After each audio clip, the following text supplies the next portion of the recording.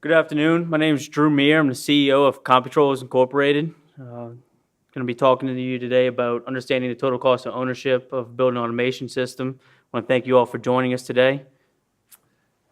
Hey, good afternoon. I'm David Handwork. I'm the Assistant Vice Chancellor for Facilities Management at Arkansas State University. I'm also a incoming Vice President for Information Research for APPA as well. So I'll be serving you as APPA members here pretty soon. Thank you, David. So, overview of today's presentation. As I mentioned, we're going to be speaking about total cost of ownership as it relates to building automation systems. We'll begin talking about defining what total cost of ownership is, and we'll focus on how APPA defines that. As you all are likely aware, APPA came out with a standard, I believe it was late last year, and then they're currently working on a new standard which focuses on the implementation of total cost of ownership. So we'll actually delve into a little bit of both as a part of today's presentation. So we'll begin by defining total cost of ownership. We'll get into whether or not total cost of ownership is practical and some of the challenges that you may face when going to implement a total cost of ownership strategy. And then next we'll get into total cost of ownership as it relates to building automation systems in particular. And then David will highlight some areas in which total cost of ownership has been put into practice in regards to building automation systems at his campus, Arkansas State University. And we'll finish up with a Q&A session. As I mentioned, we'll begin by defining total cost of ownership. And the gist of this, I have the whole definition on the slide, as you can see. However, to really sum it up, it's a holistic approach of assets life cycle. Is summarization of how APPA is defining total cost of ownership. So what are all of the costs associated with owning an asset over the course of that asset's life cycle? Yeah, and probably one thing that kind of differentiates it between a life cycle cost. Usually life cycle cost only looks when you retire an asset, and at times maybe even just functionality of the energy use or the maintenance cost, whereas total cost of ownership, there may be a retire or renewal phase where you're renewing that asset. And so total cost of ownership is really intended for particularly building assets like on our campuses that's going to be there for maybe hundreds of years, certainly in campuses that are older than ours in Jonesboro. But our oldest building was built in 1932, but we just rehabilitated that for another 50, 60, 70 years. So it's probably very similar to what you're seeing on your campuses as well. So I need to look at the holistic total life cycle, and at some point we'll make evaluations whether or not to reinvest or retire an asset, what makes most sense for the mission of the university. And we'll probably talk a little bit about keeping focus on the mission of your institution, your organization is important when you're looking at the total cost of ownership. So, is total cost of ownership practical? David and I spent some time this morning talking about this presentation, and really before we got started talking about the presentation, we were just talking general terms, and somehow our conversation led to total cost of ownership, and it wasn't intended that way. I think that we were just talking, and we ended up talking about items such as what David just spoke of here, and that's mission and vision. And that brings us to the topic of, is total cost of ownership practical? You know, when you get down to it, total cost of ownership, if you're going to take that approach and adopt that approach, it's a big decision that you have to make, and it's going to be an organizational decision that's going to have to be made in terms of you're going to have to shift focus because historically, in my experience, a lot of universities, a lot of ownership and management companies that we deal with on a regular basis don't necessarily take a total cost of ownership approach. They're trained and manipulated or focus on lowest cost of ownership up front. And it doesn't really matter if you shift that cost down the road. And we'll get into silos and things that make that a bit of a challenge, and it really starts at the organizational level. So what wanted to get out of this slide is the fact that, is total cost of ownership practical? And I think the answer to that question is, it is if you adopt that approach and you make that a part of your mission and vision of your organization. Yeah, the first cost, when we're in public universities particular, you're going to be looking at things from a first cost approach because maybe your procurement laws says you have to take lowest first cost. In our state, and now I'm seeing it in a lot of states, when you start talking to peers, that's not always true because you can actually do an RFP with qualifications on it. And depending on the type of asset it is, you can use those qualifications to leverage the experience of a contractor, experience of a provider, whether it's a service provider, and even be the qualifications for maybe equipment or other types of items that you're procuring. So total cost of ownership doesn't always have to be first cost. It's certainly one component of it. But as you're looking at what will it cost for me to rehabilitate this asset 50, 70, 80 years from now, those are factors when you bring it in on the front end, you can do those evaluations. And some, like I said, some state jurisdictions allow you to do that now. Maybe not the future costs because those are yet to be defined, but certainly with qualifications. And that's part of our conversation this morning as well, as we kind of broke approaches down into three categories. And those three categories were total cost of ownership, low upfront cost, and then crisis response. Kind of crisis management. Those sometimes that dictates your strategy. And when you're in crisis management, you may not be making the best decisions from the best costs.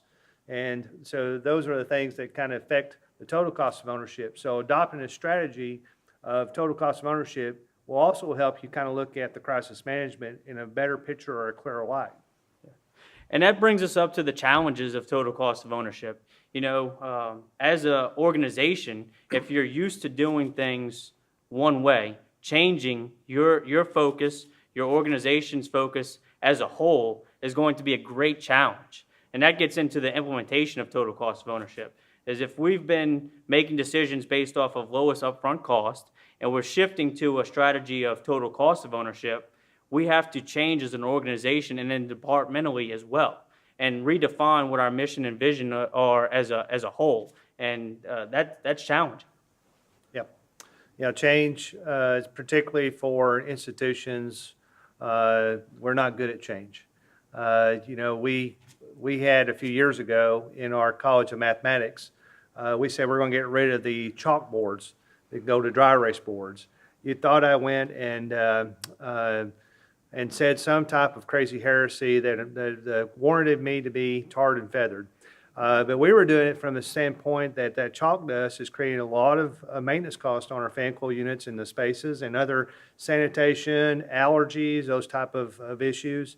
So change can be very, very difficult. So change management is something that we do as facilities managers that's really, really important. And that's something that we need to take consideration when you're looking at your total cost of ownership, not only of energy management systems, but also other things that have their own way of doing things. Yeah. So we believe that step one is to define what strategy it is that you're planning on adopting. And if it is a total cost of ownership strategy, it needs to start at the very top level, and it needs to engage all departmental heads, all leadership from all levels, get everybody engaged, no longer work in silos. That's one of the biggest challenges that we face, and something that David and I touched base on a little bit earlier in the presentation is the fact that many times I see, especially in new construction, is there's different departments with different goals. You have the construction team that is, their goal is to deliver a building or an asset at the lowest cost per square foot. And the guy that's leading that team is rewarded for delivering that. However, the O&M guy has to live with that system or what that asset has provided over the course of time. And if it's expensive, then he's getting chastised for that expense. Yeah, so one thing that's what Drew had just described is a very typical situation that we still are experiencing to some degree on our campus, but when it comes to energy management systems, that was something that was absolutely how it was happening. We would do a request for proposals for or a hard bid on a construction project, or even if it was a CM at risk where that can be negotiated. There was a delivery model where whatever was the lowest price was what was delivered for the energy management system. When I came to, and I'll get more into those details whenever I get started telling the history and kind of the case study of where we were and where we go, but those changes had to happen And when we made those changes, there were some challenges, but the end result was a good net effect positively, not only just on the financial side, but also from the management side of the owner's operating and management piece.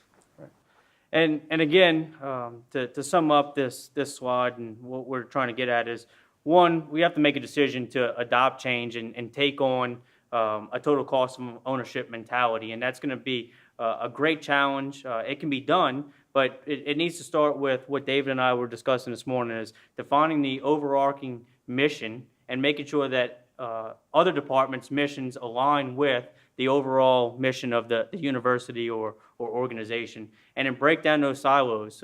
Everybody needs to gather together and meet on a regular basis. One of the things that we also discussed is the fact that you can be very focused on one thing, and it may be that you see it one way, and you see that you're going down the path of achieving the goals that you set out to. However, when you start meeting as peers and people see things differently, it may be that you're actually going down a path that's not best for the organization or meeting the mission of the organization. Yep.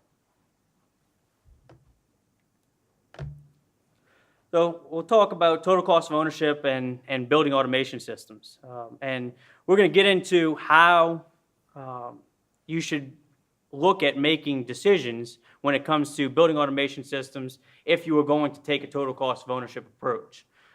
First and foremost, you got to be forward thinking. And I put on here, Dave and I, future-proof as a joke, because yes, we want to future-proof our building automation systems and our campuses and make sure that we're taking the right next steps. But what does future-proof mean? What is the technology that if I put it in my building, it's never going to get removed or replaced by another technology? And there's no right answer to that. No. Yeah, there's so think about around 2000 or there shortly after, RIM or BlackBerry came out with a communication device. If you thought that was the future, you were dead wrong, weren't you? Because actually it wasn't the iPhone, it was the iPod Touch that Apple introduced that changed the industry. So that's what was the kind of the generation one of the iPhone when the iPhone came out, and it really changed. And if the future, if you thought was BlackBerry, there's BlackBerry still in use because of some certain advantages of it, but it's certainly not the future as it is right now, and it may change because BlackBerry may come out with innovation that says they're better than anything else out there. And so it's a moving target. And when it comes to technology and infrastructure tied to building automation systems, we have some ideas, but who knows what it's going to be. So I think the key is you got to be flexible, adaptable. So if you want to call future-proof, is you got to have the ability to be adaptable to the new technology, adaptable to changes in how you deploy the technology, and adaptable to how you maintain it over the long term.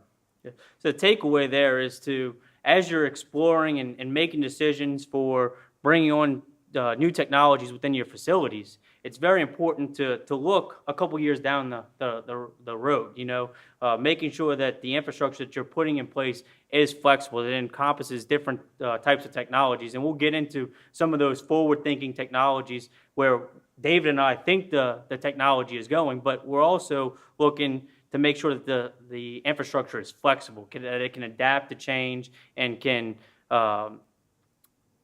adapt to that change if and when technology moves in a different direction. You have flexibility rather than being dead set on a technology that may be a dying breed. Yep. Yep.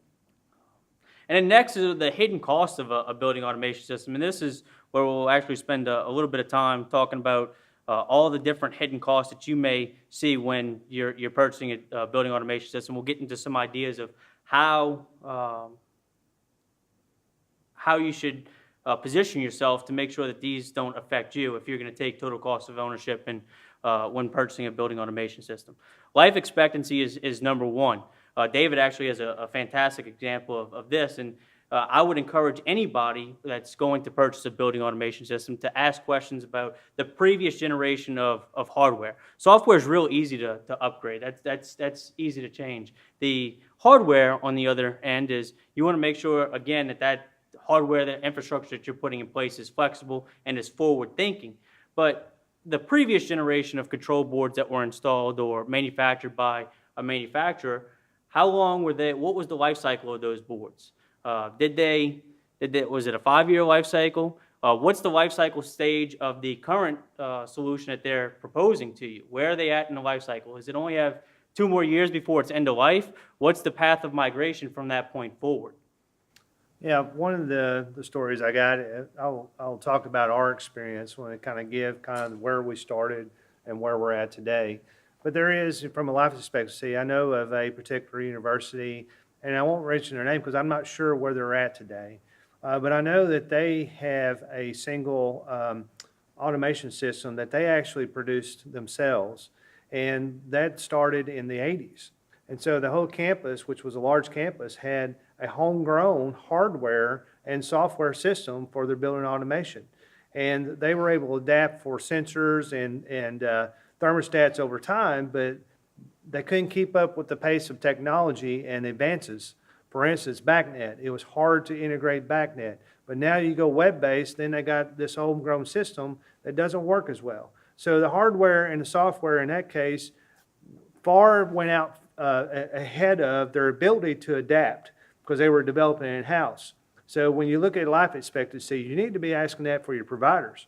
Providers need to be nimble as well, so they're working out in advance. So ask the hard questions. I know they're one of our providers. I asked Drew, I said, well, what are you doing on this? What are you working on that? When I hear about these technologies, and if he gives questions that causes me pause, I say, whoa, time out. How come you're not looking at these things? So you ask those tough questions about with your partner and making sure that they're staying abreast, but also working and thinking ahead and not obsoleting themselves and put yourself in a liability, or as I say, paint yourself in a corner. Then what do you do?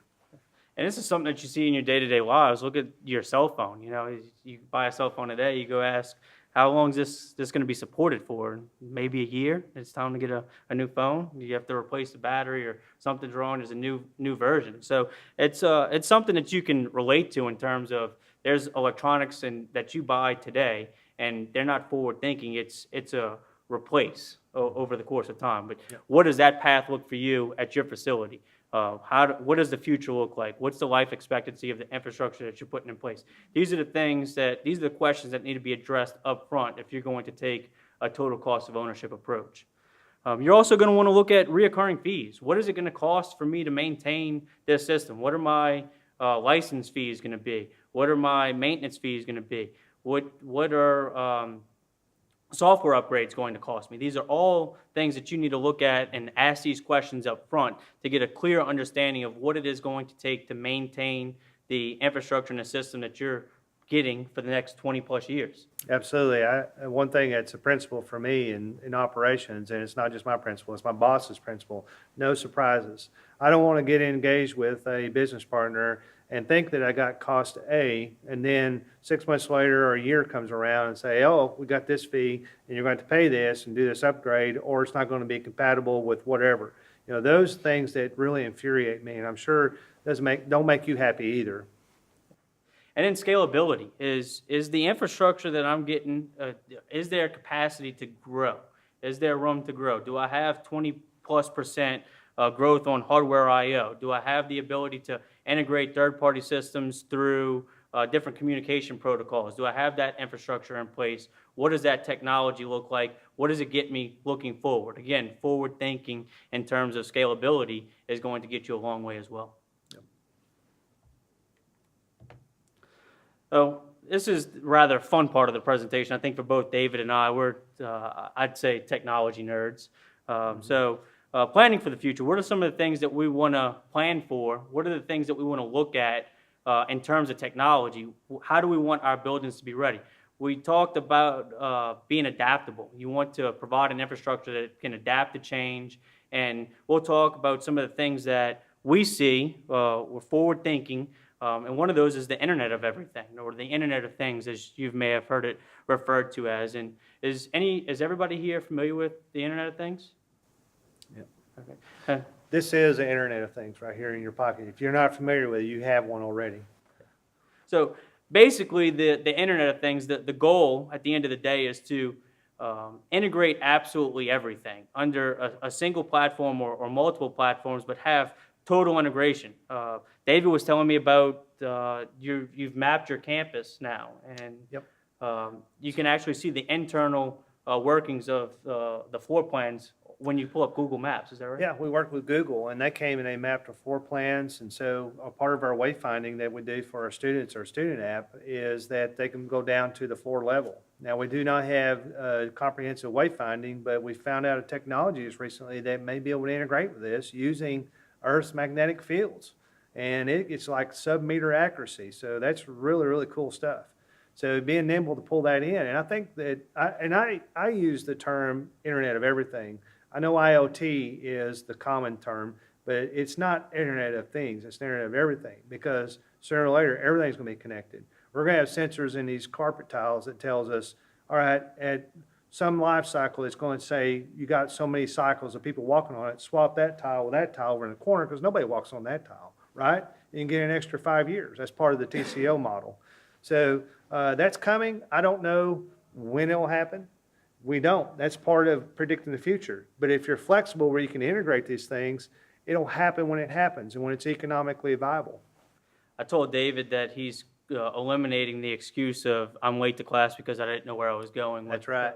The integration with the Google Maps. And one of the things that I had thought about as a part of David explaining that to me is the fact that I think that pretty soon it'll be integrated with Waze or some other app. If I'm sitting at home, I can type in where my classroom actually is on campus, and it'll take into consideration the time that it takes me to park and then the time that it's going to take me to actually walk to the classroom. So I know exactly when I need to leave.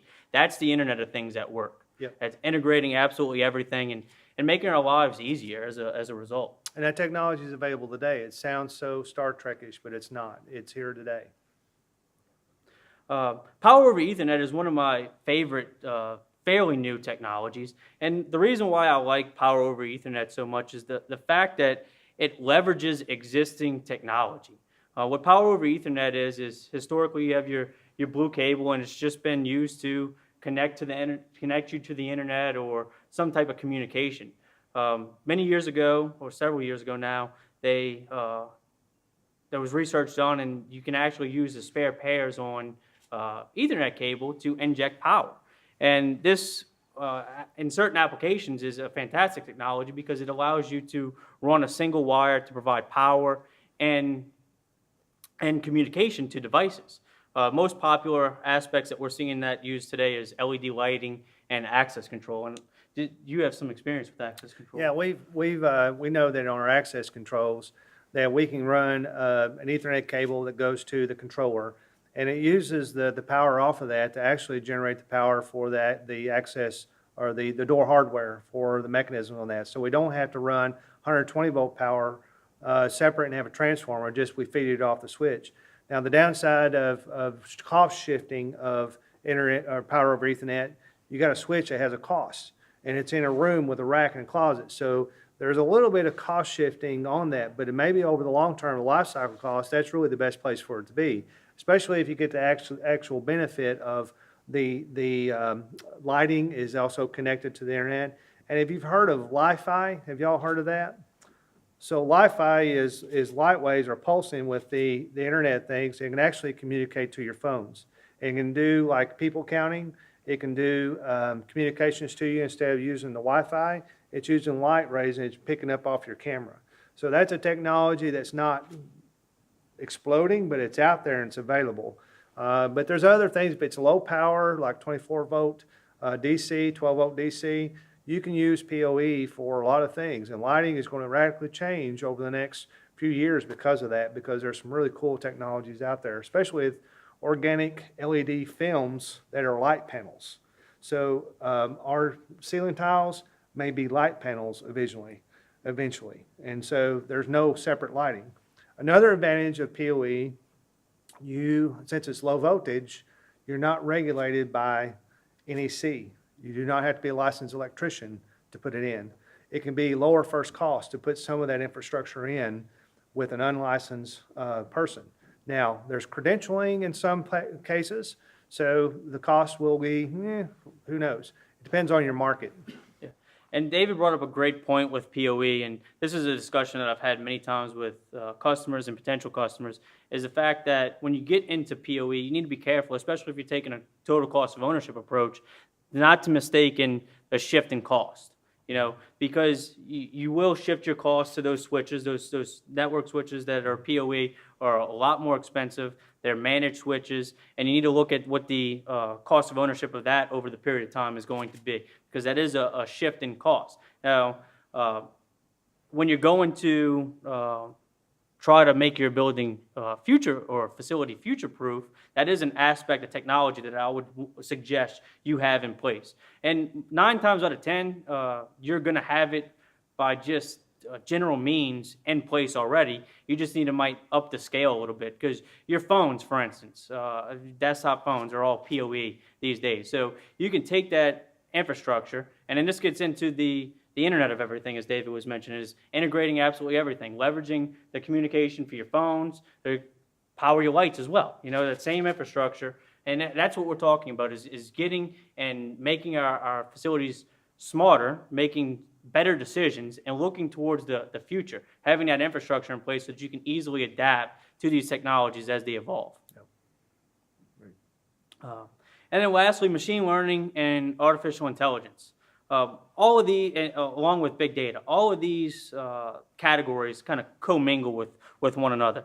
As a result of big data, we can make our machines smarter and smarter and help them to make decisions, give us insight. So having an infrastructure available that can collect data and then take and make decisions based off of the data that it's receiving. That's where we're moving. So you want to make sure that as you're making decisions and keeping total cost of ownership in mind, that you're planning for and keeping these technologies in mind and putting the infrastructure in place to adapt to these technology changes. Yeah, one thing that we're probably going to see over the next 5 to 10 years, I think it's closer to 5, you're going to see a lot more deployment of sensors that go out there that's tied to the energy management system or some other type of, maybe your work order management system. It's one of those things I don't know where it's going to go. We're pilot testing a little device that uses acoustic that listens to your mechanical room, and it tells you that there's an anomaly. But you got to have a database for it to compare to. So until you get that database, it can't tell you if it's a bearing, a fan belt. But what's going to come is with accelerometers and this type of technology, mechanics, repair people, leaders in facilities management, you're going to know in advance before something fails. That technology is available today, but it's going to get really, really cheap. It's dirt cheap now, but it's just not mass marketed to come in where it's interconnected with either an energy management system or a work order management system. But you're going to be able to know at some point months in advance before a failure happens. And you're going to know from some of the other sensors that the outboard bearing on air handler 1 in building 2 is about to go out. So, and you may have the artificial intelligence says, I've already went out and shopped this and I found it at Grainger at the cheapest price and the quickest delivery. Do you want me to order it? Yes or no? Click, yes. So we think that this thing is not achievable, but it's already happening in our residential lives. So we're being data mined for what we shop for. And I got data mined on my home automation system. I have a do-it-yourself security alarm, and I have a Nest Stat. Well, I got an email from my security alarm people and said, hey, we see you got a Nest Stat. Do you want me to integrate with it? Yes or no? I first thought, well, do I want to do this? How do they know this? And I thought, duh, I know how they know it. So I said yes. And then that's all I had to do. I didn't have to go through a configuration. I didn't have to do anything. They did it all. They integrated together. So when I get home and I disarm my alarm, my Nest Stat goes to occupy mode automatically. So it's all integrated. That's where we're headed even on the commercial and institutional automation at some point. Yes. These technologies, I would argue, are in their infancy, but we're going to see this technology evolve very rapidly, and we need to be prepared to take this on. And it starts with having the infrastructure in place. And when we're talking about all of these different things, it starts with being able to integrate all sorts of different systems, everything, the Internet of Everything. So when you're putting these infrastructures in place, you're not wanting to standardize on a single technology. You want to be adaptable. Bluetooth Low Energy, Wi-Fi, Wi-Fi mesh, PoE. All of those technologies you should incorporate into your infrastructure so that as Internet of Things, Internet of Everything evolves, you have the infrastructure to adapt and incorporate these changes. David brought in a great example in terms of home automation. Home automation is really the first real iteration of the Internet of Everything that we have. It hasn't been adapted commercially as much as it has within the home automation market. And you can, I'd be willing to bet that in the next 5-10 years, you're going to see that major shift from taking that home automation technology into commercial. All right. So this is where the piece where I tell a little bit of our story. I know me and Drew have done a lot of tag teaming here, but Computrols has been a partner for the university since about 2003. I was introduced to Computrols through a APPA meeting. So we had our technology conferences in Texas and San Antonio for several years. And I was down there and we was talking about our experience with our building automation systems. And somebody said, hey, they were from one of the local hospitals. Hey, we use this company called Computrols. And so I called them up and that's what started our relationship. So ASU, when I came in 2001, fall of 2001, we had 5 different front ends for building automation systems.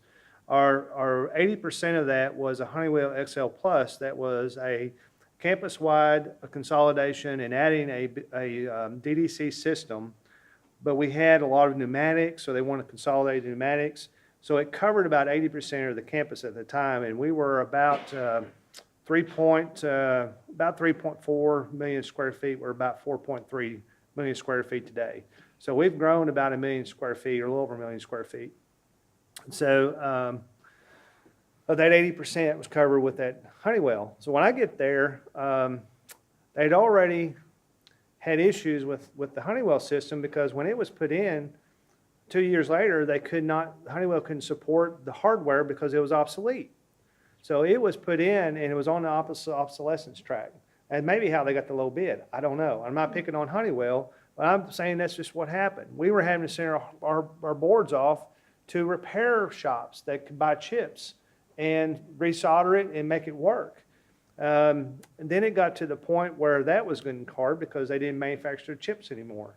So we knew that really quick I had to come up with a different system. And the idea was, let's get a product that instead of us going to a provider that does all the programming and all the service work on it, that we can do as much of that in-house as possible. Could we find a solution that's straightforward? And my background had been PLC automation prior to that, even taught some PLC programming class. And I thought, PLCs would be great because it's a graphical kind of like a relay logic. Our electricians understand it. It's pretty easy. It's pretty straightforward. But then I realized that scan times in HVAC, it's 30 seconds. If I had not a high-speed automation, but if I had a scan time greater than 180 milliseconds, things didn't work right. So it's like taking a four-wheel drive tractor and farming your garden. It's a tool that'll do it, but it's way overpowered and it's not needed. So we were looking for an appropriate HVAC, and I looked at a bunch of different models, different brands, different manufacturers. So we came across Computrols. They gave a demo, and our technicians and myself, we had seen about 6 different products out there. And when we saw how to program it, it was kind of a drop-down menu, really ahead of their time as far as almost like a configurable type of setup. You can type in code, but everything was already preset. Now, you had to set up all of your data points, but it was just like, it was all Boolean logic, which most logic is that way anyway. If outside air temp, you define that point, is greater than, you just drop down menus, then 50 degrees, then cooling mode or whatever. We can just, it was really simple. So we thought we need to explore this. So we went to New Orleans. We took the time to invest it into exploring the possibilities. And in downtown New Orleans, they had great market share. So we saw some high-rise buildings. They didn't have a lot of higher education market at that time. So there really wasn't, there was some schools, and we saw enough that we said, let's try this out. So we found out that the training was straightforward. Our staff, we had 2 gentlemen that were trained in about a week's period. We had a small project. Computrols came and in a small building, and it was a challenging project because we put a VAV system on DX air conditioning. And if you've never done that before, it's pretty quirky. We had multi-stage compressors and multiple compressors. So we were able to not freeze up the coil because we varied airflow, but it was tricky. And it was so tricky that one of the owners, Kevin Lynch, I'll be down there, I'll program in the day, and we'll commission it, do your training, we'll go home. Well, he stayed a week. So it was pretty tricky, but it's worked ever since. That convinced us that we found somebody from the standpoint of the controls, that it was easy and we could program it with our staff. And then we looked at the other cost of ownership. We bought the software, we committed software, and we've the hardware itself has a lifetime warranty. And I thought, yeah, right. So lightning strikes this, and we'll still have to buy another controller. But we've sent some down repair, and there's probably been since 2004, probably only maybe 1 controller that we've had to buy because of weather. And we just close it. We say, look, this was flooded or whatever, and we just buy a new one. But things that got lightning struck, they would repair it and send it back. So when you buy it, that was the one-time cost. That was attractive to us. It was backwards compatible. That's one thing that's very important on their software. So as we've evolved since 2003, their software, with the upgrades, we can still go back and program the controllers we put in 2003 and 4. So that was real important. So in a way, that kind of future-proofed it. But again, we don't know what's coming now. In 2003 and 4, there was no smartphones. There was no Facebook. Think about that, how things have evolved since 2004. Maybe there was a Facebook. I just didn't know about it. I was probably not aware of it. But so the world has changed dramatically in the last 17, 18 years. So we went from 5 systems. We're down to basically 2 on our campus. And we have over 52,000 software and hardware points on our campus that's completely maintained and owned by us, ASU. When we have a new construction project, we have one going on in our north end zone. It's a 68,000 square foot athletics building. I think it has 23 VAV boxes, maybe more than that. I know it has 4 or 5 air handlers. We're buying the boards. We're buying the VAV controllers. We're handing off the VAV controllers to the contractor. They're doing the installation. It's owner furnished, contractor installed. They provide all the sensors. We specify out the type of sensors that we want. They purchase as part of the contract. They install and wire it. They install the VFDs. They wire it back to our panel. We give them a termination list. They terminate it on the board. We work with them for the point-to-point verification with our staff. We make sure it works. This is done at pretty early in the construction phase. It's not like the 2 weeks before we're occupying it. The other advantage that we get that is tremendous for us from a total cost of ownership by making a decision to utilize this product. And, it worked for us with Computrols. This may be something that could be, and Drew won't want me to say this, but brand X that's not Computrols, you might be able to do this same type of relationship. But what we've done is, since we're doing the programming, and by the way, we don't program to our sequence of operations. We have the design professional to write the sequence of operations on this. Now, we'll tell them, we'll review, and we go through the design development phase.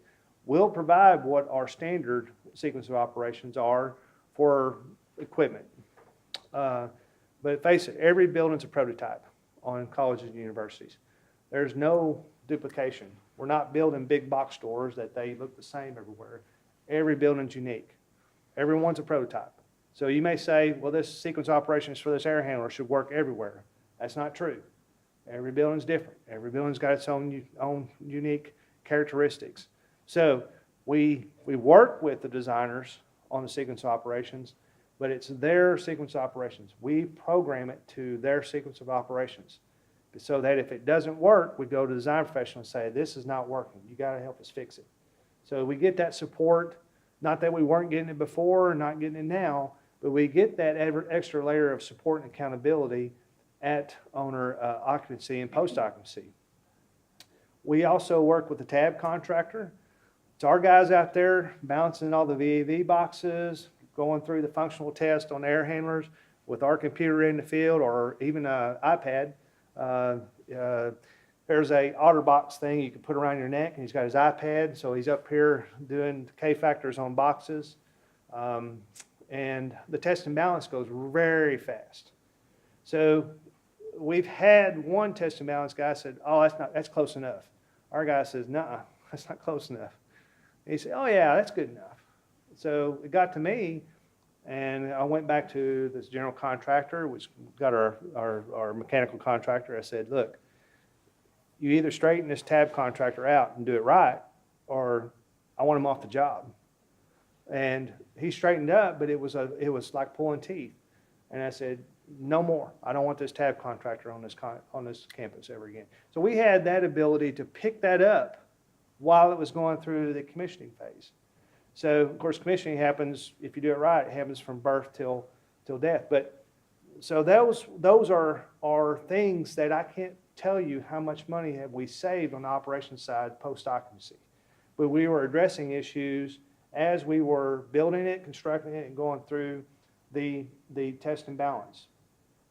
Post-occupancy, one of the benefits that we get regarding the TCO element of the energy management system, excuse me. So when we want to retro-commission a system, I don't care how well you commission on the front end, everything will degrade over time. You get wear and tear, and you need to go back and recommission or retro-commission, and some people call it continuous commissioning.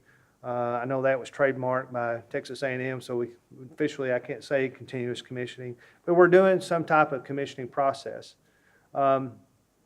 Our staff can do that now. Before, we had to rely on a provider to come in and work with us, and there's a cost to that. So that cost left the university. It doesn't mean that there's not cost when we've had to do retro-commissioning, because if you have one of our staff going through a building, they find a valve not working, actuator not working right, and you have to do replace, well, that's a repair cost. Well, you're going to repair it sooner or later anyway. But we're not paying for additional services that's leaving the university. So that saved that element of cost that we didn't have that luxury before. I wish there was a way that I can quantify what cost savings we've done, provided the university by looking at, as an owner, to manage the complete energy management system from construction all the way to operations. Because we save cost on the construction side. We buy the materials, the controllers. We do bill our labor costs of our programmer to the job as a recovery. But we're not paying the expenses of a for-profit controls company. We think, or I think, we're saving probably at least double the cost. So I know for that north end zone, our materials and labor for the controllers is going to be somewhere in the neighborhood about $75,000. I know if we had to outsource that, it would be at least double. It's probably going to be closer to 2.5 times instead of just double. So that's a real cost savings. It's hard to quantify unless we were to bid it. But who's going to give me a price when they know I'm going to do it anyway? So I don't blame that. And then we save the cost of ongoing with being able to continuous commission and be able to address controls issues. When our control sequences are not working right, we can dive in deep and evaluate it We can modify that to work correctly. The other thing that we can do as a technology changes, I can pull in these new technologies and have the ability to proof of concept or beta test, and it's very low cost to me. I can introduce things. I'm very bad about doing that as far as frustrating. When I say bad, I'm frustrating my staff. Hey, here's a cool widget, try it. You know, that little sound advisor that I tell you about that listens to things. We got to pop it in. We got to try it out. And, you know, they're busy. And I'm like, I ain't got time to do this. No, this is the future. We got to try it.